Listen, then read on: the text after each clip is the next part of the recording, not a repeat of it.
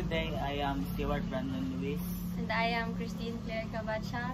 And in this video, we are going to interview 3 different persons with 3 different centuries and their way of learning. Okay, may abot na rin interview eh.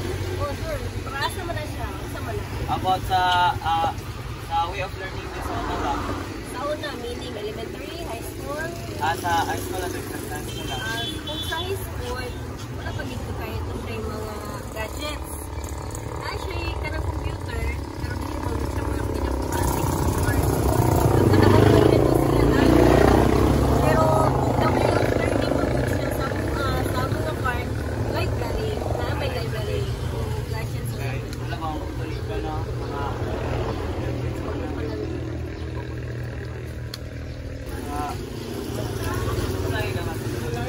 28th century. Mara sa tayo, salamat siya. Sige, wait pa yan. Mag-interview lang tama ni Maya about sa inyo ang way of learning sa una. Way of learning sa among century.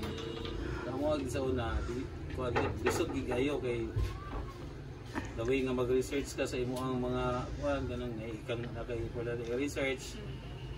Library man ka, dili parehas karon nga Google na, cellphone.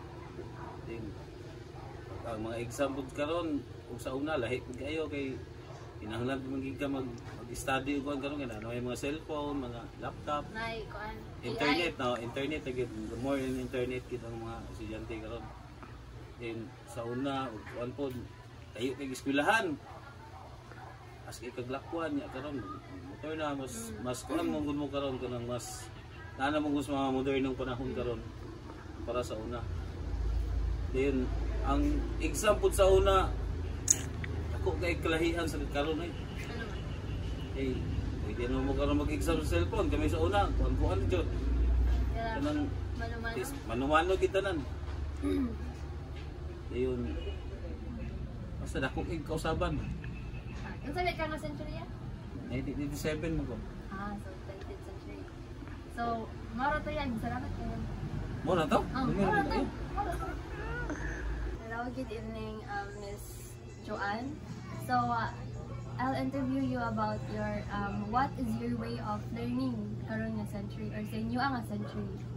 During our century, or let us say 21st century, our way of learning is that instead of memorizing facts, we would likely use technology tools, research information online, and then working or collaborating with others through online platforms, and also more on research courses. So I conclude that in this 21st century, the way of learning is supported by the use of technology. So, asa mo mas prefer mo learning? Traditional way of learning or modern learning? In this era where we are tech-driven, I would rather prefer this modern way of learning or teaching. Kaya mas advanced, convenient, yes. Or easy access lang. And aside from that, it is also interactive. So, thank you and Marat.